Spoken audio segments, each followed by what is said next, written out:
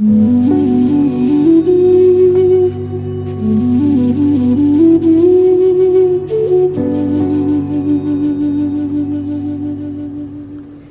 everyone. I apologize for the delay in getting out another video segment.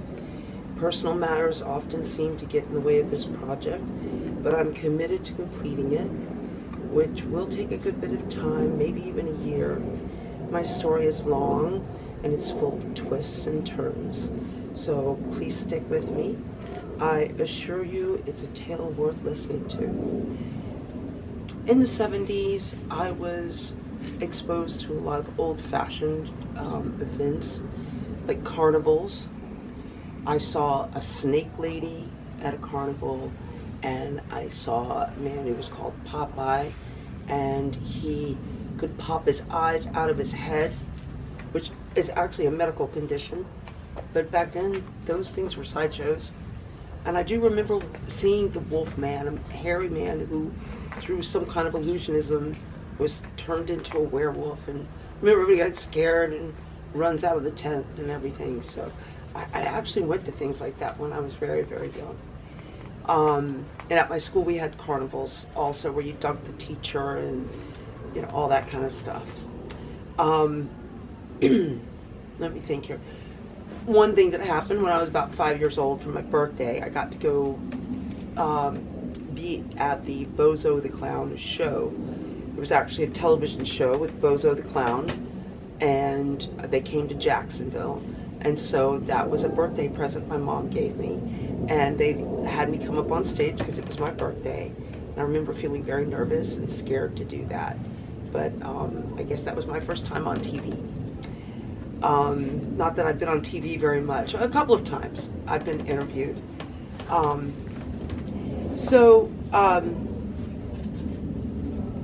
When we moved from Empire Point to Bay Meadows, a lot changed for me. I started grade school, and I had to have tutors when I was a young student.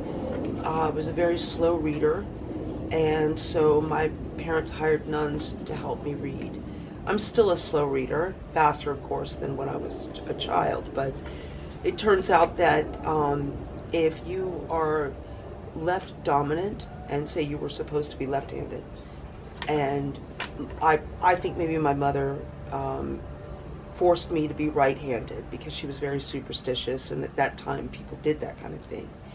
So I am right-handed, but I'm left dominant, and when that happens, your brain processes information differently, and it slows down the processing of that information. So as a result of that, I'm a slow reader, and so when I was young, I had tutors.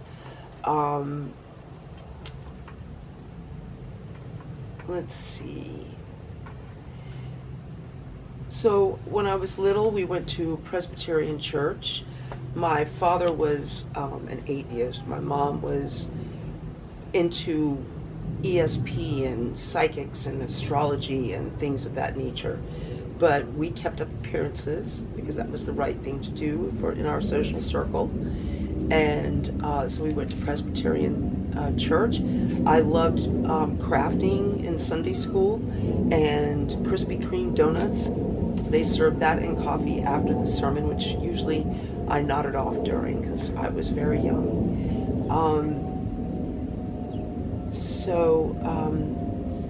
When we finally moved to the condominium in Bay Meadows, I was able to have a couple of friends there with my sister.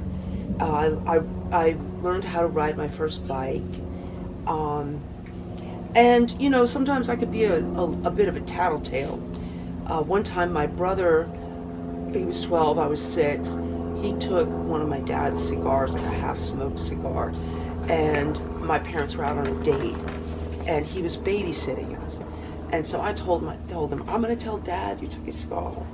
And my brother, he told us that he was a wizard. So we had to be careful because he put a spell on us if we didn't do what he told us to. So he told me if I told anybody, he would curse me so that I would have a black mark on my forehead on my wedding day.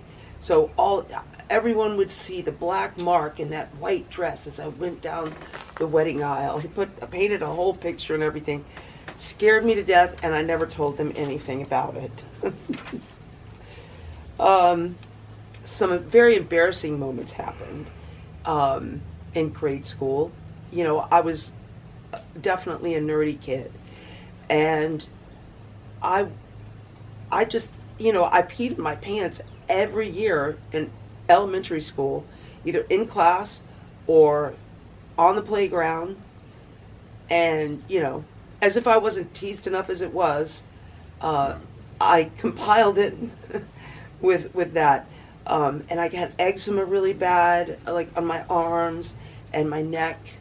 And we didn't understand what that was from at that time in the 70s. They didn't understand about the immune system. If I had known then what I know today, I would have been saved many, many, many years of being very sick. I was told I was a hypochondriac when I was growing up, and that really was frustrating for me.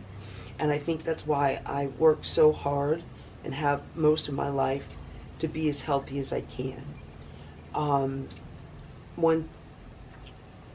Just as a side note, this is something I will talk about more in the future, is how to reduce inflammation in your body if you have an autoimmune condition.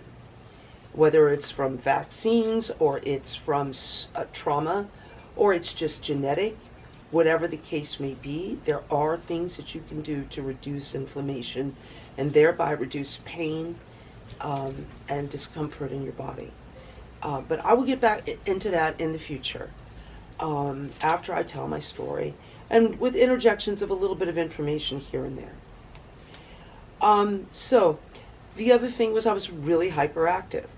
And when, you know, I was bouncing off walls at 7 years old, and by the time I was 10, my mom took me to the pediatrician and wanted to know if there was anything, I guess, that she could do. And so Ritalin had just come out on the market in the late 70s. And instead of giving me Ritalin, which I'm very grateful to this doctor for doing this, he prescribed coffee with no sugar, because stimulants for hyperactive children do the opposite and slow them down, plus help them to focus more. So if you've got a kid and you've been giving them Ritalin, or maybe you've thought about it but want an alternative, coffee without sugar will work. So it was helpful for me. I drank coffee for 40 years, and then I gave it up because beans are inflammatory. And so I don't eat very much at all in the way of legumes anymore, almost not at all, or grains. The only nut I seem to be able to definitely eat, no problem, is a walnut. But other nuts I'm sensitive to. So it's a long list. But to get back to my story, yeah, I will tell you a lot more about the autoimmune protocol diet, which is what started me really tackling inflammation.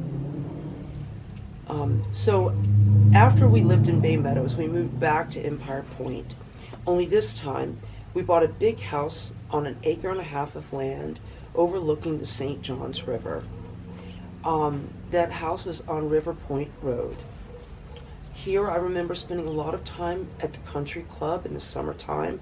We played a lot on the river too.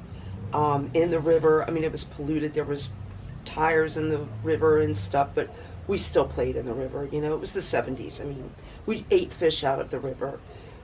We had crab traps that we had set all the time because my dad loved crab cakes, and our maid Belle would shell crabs and make crab cakes for him and freeze them for him. Just spent hours doing that. Or shelling pecans, because we had a pecan tree and we had a grapefruit tree and an orange tree and kumquats. It was lovely. And a hammock and a hill in the backyard. We used to roll down and play on the hill and then go dig up worms and try to go fishing.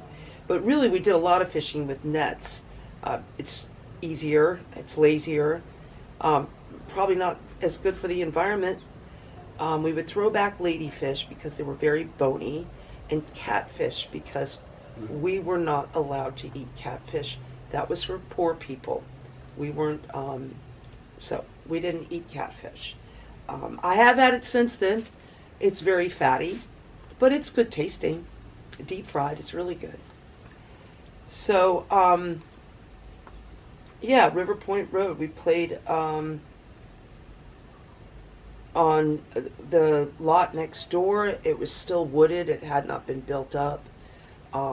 Sometimes I ran naked in the woods back there because I was a free spirit even as a little girl. And sometimes I would talk my born-again Christian neighbor to go run naked in the woods with me too. I mean, we were like 7 or 8 years old, so, you know, it wasn't like anything sexual. It was just kids being free. And we had a 100-foot dock, and you could fit a 47-foot yacht in our boathouse. It was like the biggest dock on the river. If you were just boating by, it stood out. There were hornets at the back of the boathouse, and we would go running around the boathouse and walk around the edges and then get into the back of the boathouse from the ledges on the sides because it was fun, except for you had to dodge those hornets.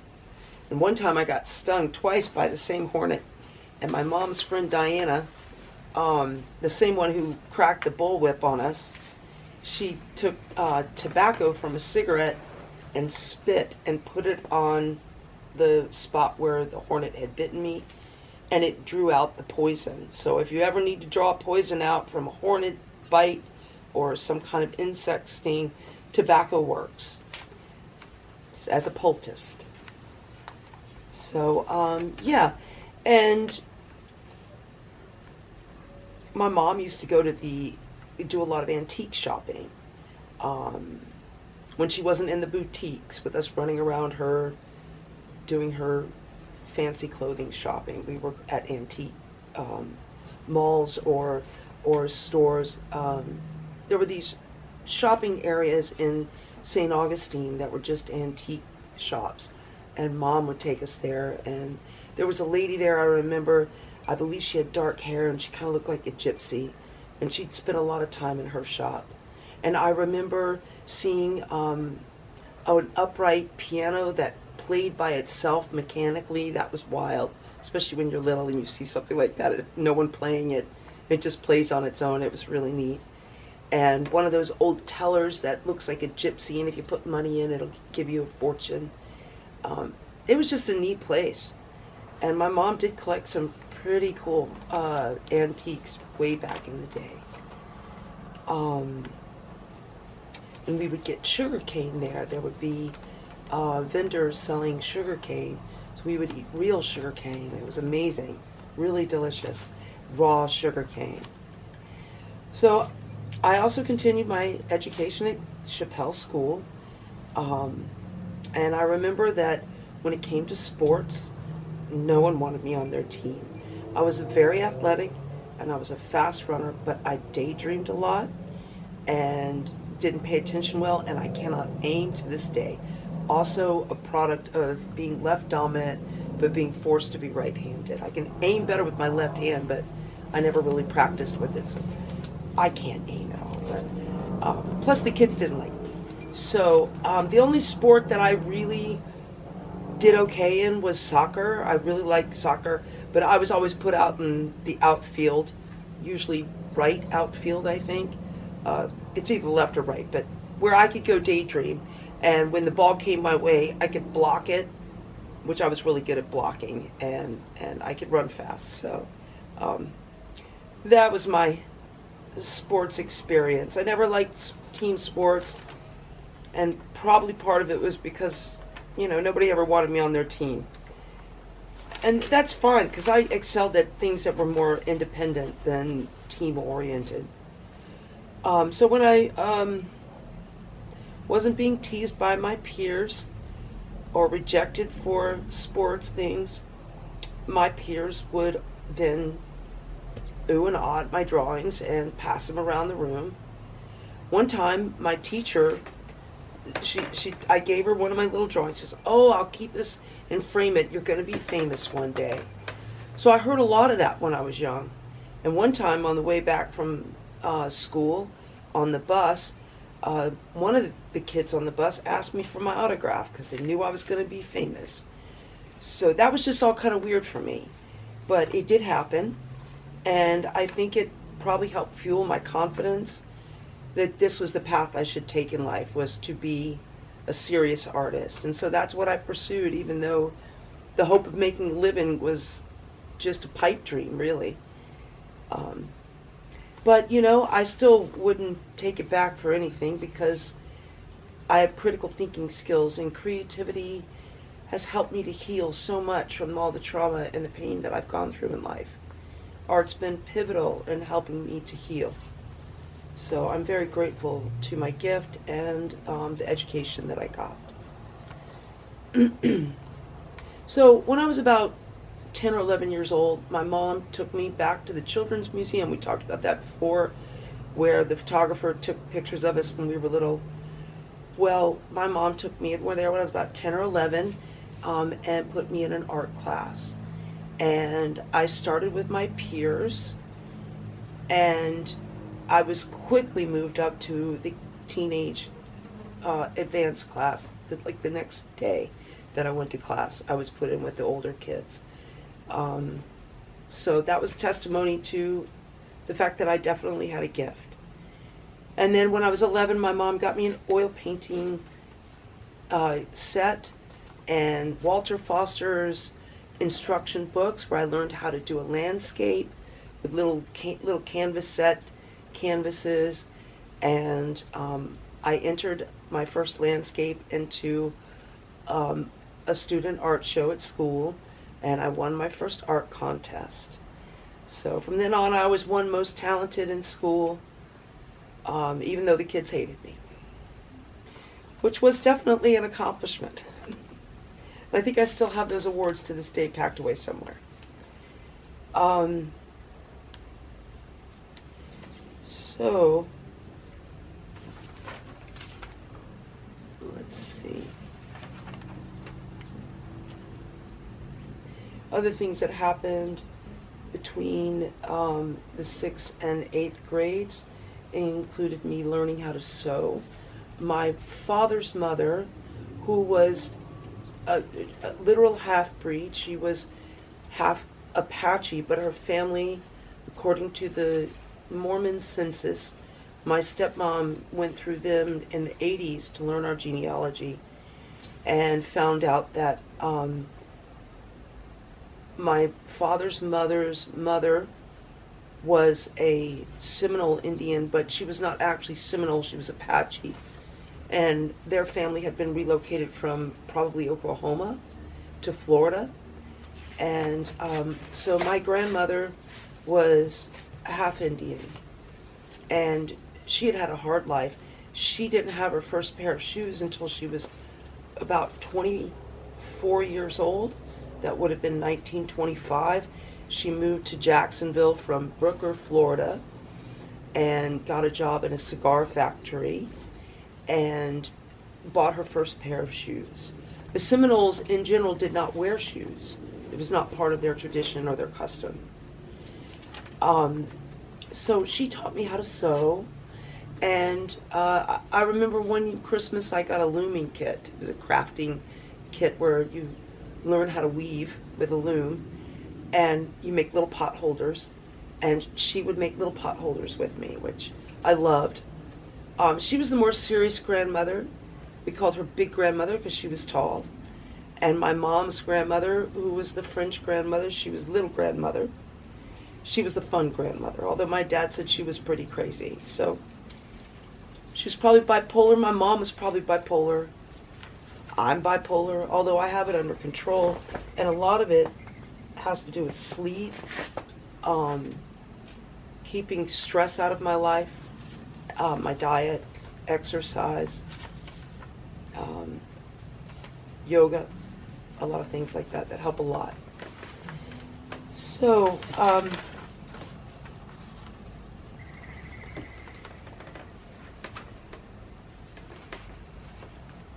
in the 7th and 8th grades, I had my first school dances, And I was just such a weird kid, and nobody wanted to dance with me. And if they did, they weren't going to let anybody else know. I don't know. And the hustle had come out. It was the era of disco. It was 1978, 1979.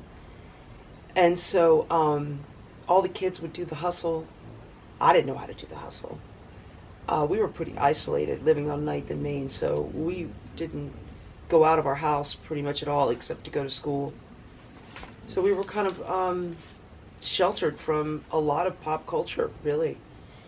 And so I just got up and started dancing my own way, and people looked at me and laughed and kind of teased me for that. But, you know, it marked the beginning of me being a very independent, free spirit who is not afraid to express myself. And for that, I'm very grateful. To be an independent, creative thinker and to not buckle under peer pressure is a gift. Even if you get ostracized for it, it's a gift. To all those kids out there who feel like they don't fit in, it's probably best that you don't fit in. So the next time we get together, I'll talk about River Point Road, more about what happened to there that was challenging, like with the trespasser who came to the house, and some decisions my mom made, which were pretty devastating emotionally for us as young people. And then we'll move on to what life is like on 9th and Main Street. And I'm not going to commit to a day when I will get my video out, because as we get closer to the holidays, I tend to craft. I make, hopefully this year I will make handmade sugar cookies that I decorate by hand. They take like 3 days to do. If I do make them, I think I'm going to make less because I just don't have that much time. So I can't guarantee when I will be back, but I will be back as soon as possible. Maybe a week, maybe 2 weeks. But until then, thank you so much for your time and your interest. And please subscribe if you haven't already. And if you'd hit the like button, it will help my algorithms. I don't have very many subscribers yet, but I will in time. And maybe you can help me to make that happen. Thank you so much and have a beautiful day. Namaste.